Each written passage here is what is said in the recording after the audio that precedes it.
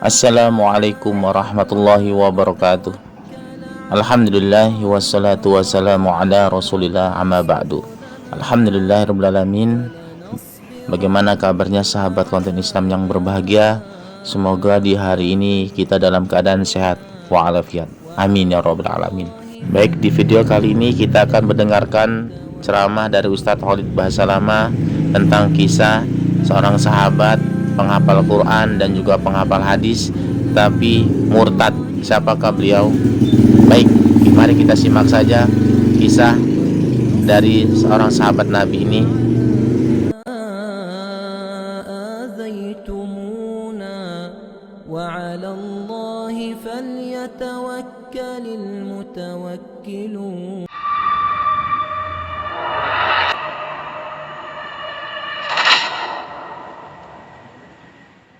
Ar-Rajal bin Unfuah. Ar-Rajal bin Unfuah ini perlu kita kenang kisahnya karena orang ini punya kisah unik.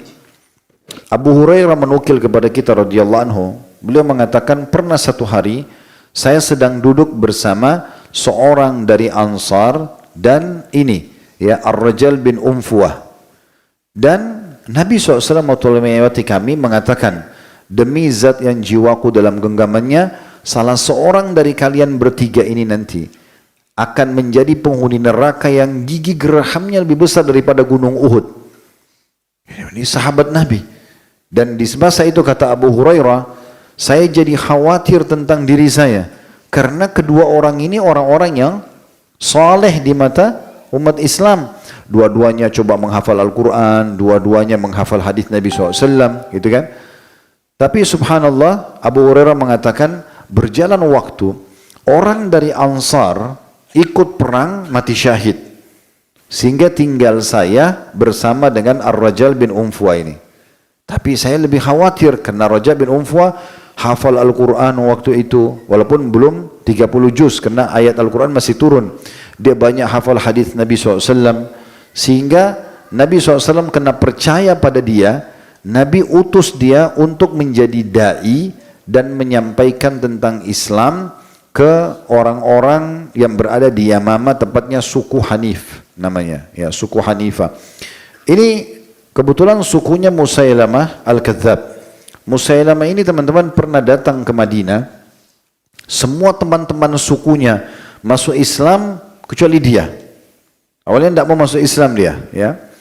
Kenapa? Karena teman-teman sampai bilang, kenapa kau tidak mau masuk? Kenapa kau tidak segera masuk Islam?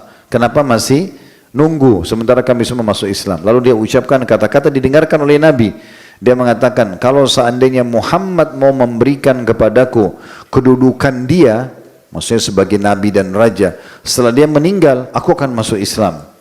Maka Nabi SAW waktu dengar, Nabi marah dan keluar dari rumah beliau, masuk ke masjid dan mengatakan, saya demi Allah, saya tidak akan pernah memberikan ini pun kepadamu, ya, dan Allah Subhanahu wa Ta'ala akan memberikan kekuasaan kepada siapa yang dia inginkan, dan sesungguhnya aku mengiramu seorang yang pendusta. Maka keluarlah julukan Musailamah Al-Kadzab. Dan ternyata betul dia pulang ke kampungnya untuk menutupi dirinya. Pada saat itu dia masih sempat masuk Islam, ya, dalam beberapa athar ada juga yang mengatakan tidak sempat masuk Islam. Kemudian dia pulang ke kampungnya, dia mengaku seorang nabi. Lalu terus saja karena dia punya harta banyak, dia membayar orang-orang supaya mendukung dia dari sukunya. Dan akhirnya makin banyak orang yang ikut dia. Sebagian pengikutnya setelah Musailamah Al-Kadzab terbunuh di tangan Khalid bin Walid dan beberapa sahabat-sahabat Nabi, di antaranya ada kiprah tokoh kita ini, Zaid radhiyallahu anhu. Maka sebagian pengikutnya ditanya, kenapa kalian dulu ikut dengan Musailamah? Apakah memang karena dia benar atau hanya karena fanatik kesukuan? Hampir semuanya mengatakan karena fanatik kesukuan saja. Kami ingin ya bersaing dengan Quraisy. Suku Hanifah ini suku besar, ya, di Yamama, bersaing dengan Quraisy dari sisi perekonomian, peradaban, jumlah anggota sukunya dan segala macam. Maka kami hanya ingin bersaing saja. Musailamah Al-Kadzab ini, teman-teman sekalian, pernah mengirim surat kepada Nabi SAW, ya, bahwasanya bumi ini kita bagi dua, ya. Setengah buat kamu, setengah buat aku. dan Allah telah memilih aku sebagaimana memilih kamu, dan seterusnya, semua berita dusta gitu. Lalu Nabi SAW balas suratnya, kurang lebih isinya itu disebutkan dalam Al-Bidayah wa Nihayah ditulis oleh Ibnu Katsir di halaman 523 di buku kita ya. Nabi SAW menjawab mengatakan Bismillahirrahmanirrahim, dengan menyebut nama Allah yang Maha Pengasih lagi Maha Penyayang, min Muhammadir Rasulillah, dari Muhammad utusan Allah, ila Musailamah al-Kadzdzab, ya, Musailamah sang pendusta, salamun ala man ittaba'al huda, sungguh keselamatan akan dilimpahkan kepada orang yang mengikuti petunjuk. Amma ba'd, selanjutnya, fa innal arda lillahi yurithuha man yasha'u min ibadi wal aqibatu lil muttaqin. Ketahuilah bahwasanya bumi ini milik Allah, dia mewariskannya kepada orang yang dikehendakinya dari para hambanya, dan kesudahan baik bagi orang-orang yang bertakwa.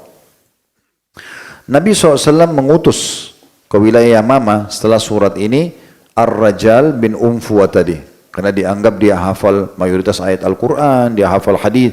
Nabi kirim sebagai da'i. Tapi subhanallah, nanti akan kita singgung dalam pelajaran kita teman-teman sekalian, pentingnya orang istiqamah di atas keimanannya. Tak boleh tergoda dengan urusan dunia ini. Ini Ar-Rajal ini, dia sebelum tiba di wilayah Yamama, diajak negosiasi oleh Musailamah al-Kadzdzab. Jadi Musailamah al-Kadzdzab temuin dia sebelum sampai ke sana. Padahal dia datang ke Yamama untuk menyampaikan atau mengajarkan tentang Islam. Maka Musailamah mengatakan, Hai Rajal, kalau seandainya kau menyampaikan kepada kaumku, kalau aku juga diutus sebagaimana Muhammad diutus, aku akan jadikan kamu adalah pendampingku.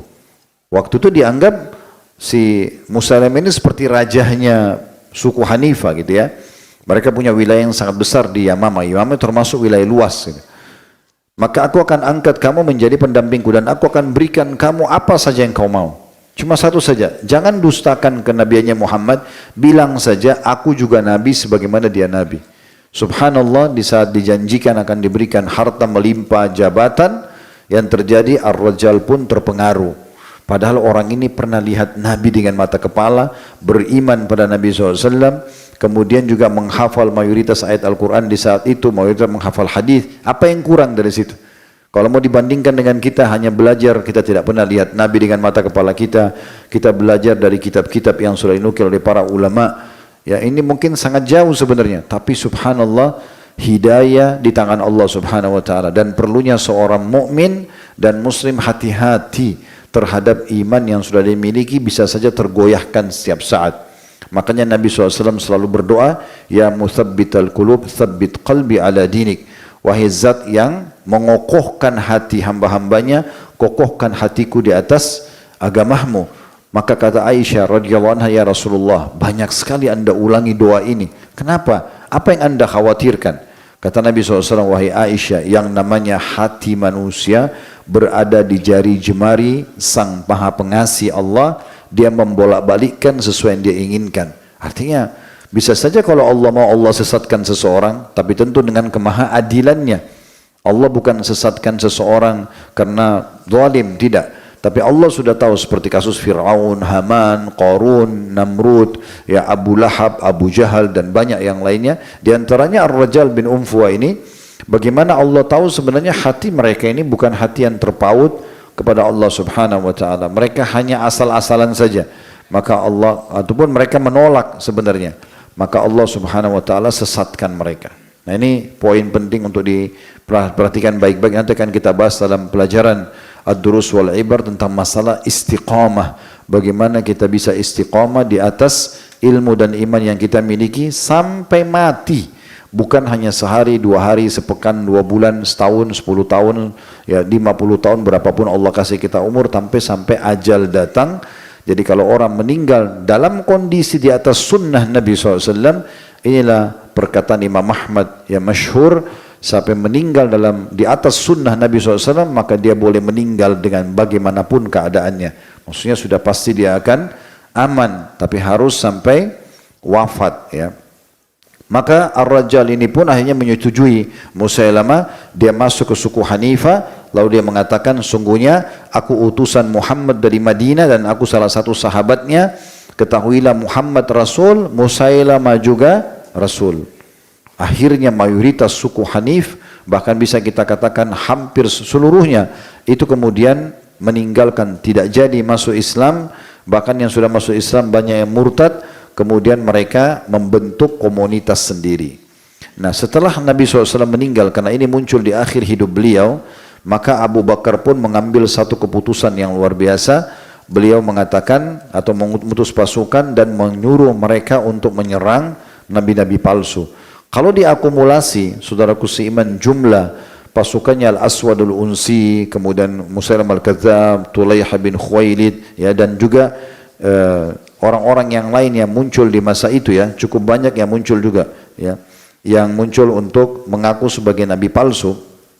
Tapi kecil-kecil, yang besar-besar yang tiga ini, ya, Musailamah Al-Kadzdzab, Al-Aswadul Unsi, sama Tulayha. Tapi Tulayha kita sudah bahas bulan lalu, dia kembali masuk Islam dan sampai istiqamah dan terbunuh mati syahid, ya, di masa Umar radhiyallahu anhu. Yang jelas teman-teman sekalian, pada masa itu, ya, Abu Bakar mengambil satu keputusan yang sangat bijak. Beliau memerangi orang-orang yang murtad seperti ini, ya, dan ini keluar sebuah hukum yang sangat penting dari semua keputusan yang diambil oleh Abu Bakar.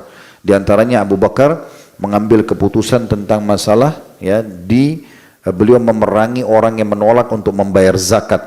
Dan dari sikapnya Abu Bakar ini, hampir seluruh ulama sepakat mengatakan bolehnya mengambil zakat secara paksa dari pemilik harta yang tidak mengeluarkan zakatnya karena menolak hukum zakat itu, bukan karena kejahilan, ya. Dan juga di sini bolehnya memerangi orang-orang yang mengaku nabi palsu, ya, sehingga akhirnya mereka habis dan tidak tersisa lagi pemahamannya tersebar di kalangan muslimin. Dan tidak asing di masa-masa sekarang, bahkan ada yang mengaku juga sebagai nabi, ya, yang harusnya tidak boleh dibiarkan tentunya. Baik, pada masa itu terjadilah peperangan antara muslimin dengan pasukan Musailamah Al-Kadzdzab yang cukup besar sekali. Dan di masa itu pasukan Musailamah Al-Kadzdzab ini saking kuatnya dan banyaknya jumlahnya, sampai mereka berhasil menembus kemahnya Khalid bin Walid, dan hampir saja Khalid bin Walid terbunuh pada saat itu bersama dengan istrinya.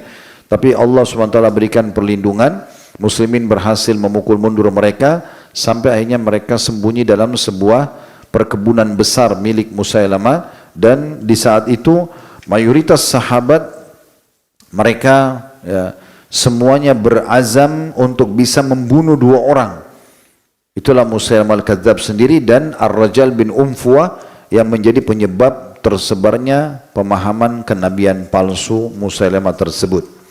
Maka akhirnya mulailah para sahabat diceritakan panjang lebar, mereka meminta kepada Khalid bin Walid untuk membentuk kelompok-kelompok pasukan dan mereka berperang.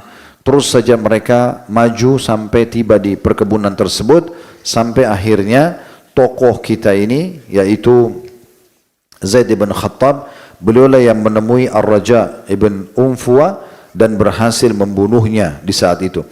Dan dengan itu, ya, Zaid bin Khattab ini sebelum dia maju untuk membunuh Ar-Raja bin Unfuah, memang dia sempat mengatakan, wahai sekalian manusia, gigitlah gigi-gigi taring kalian, lalu seranglah musuh kalian dan majulah terus. Dia mengatakan, demi Allah, aku tidak akan berbicara hingga Allah Azza wa Jal mengalahkan mereka atau aku ketemu dengannya mati. Lalu aku akan berbicara kepadanya tentang hujahku atau alasanku. Maka dengan semangat yang besar, dan bagaimana Zaid bin Khattab membakar semangat kaum muslimin dari muhajirin dan ansar untuk maju, yang dimaksudkan adalah gigit lagi gigi taring kalian, maksudnya tidak usah banyak ngomong, ayo segera menyerang, ya. Di sini maksudnya orang-orang Arab biasa mengatakan gigit gigi taring kalian, maksudnya tidak usah banyak ngomong, udah langsung saja action saja, gitu, ya. Maka semuanya pada maju menyerang, dan yang berhasil membunuh orang yang murtad ini dan penyebab tersebarnya kenabian palsu, Ar-Rijal terbunuh di tangan, ya, Zaid bin Khattab radhiyallahu anhu. Dan dengan terbunuhnya Ar-Rajal, maka melemahlah kekuatan pasukan Musailamah Al-Kadzdzab, sampai Musailamah sendiri pun akhirnya terbunuh di tangan kaum muslimin. Baik sahabat konten Islam yang berbahagia, semoga apa yang disampaikan oleh Ustadz Khalid Basalamah menambah ilmu dan bermanfaat. Baik sahabat konten Islam yang berbahagia, Janganlah kita tergoda atau tertipu oleh dunia, karena hanya sementara, akhirat selama-lamanya. Jazakallah khairan kepada Ustaz Khalid Basalamah yang telah menyampaikan ilmunya, dan kepada sahabat, semoga sahabat-sahabatku Allah limpahkan selalu rezeki yang berlimpah, kesehatan, dan keberkahan dunia akhirat. Amin ya rabbal alamin. Baik, kita akhiri. Subhanakallahumma wa bihamdika asyhadu an la ilaha illa anta astaghfiruka wa atubu ilaik.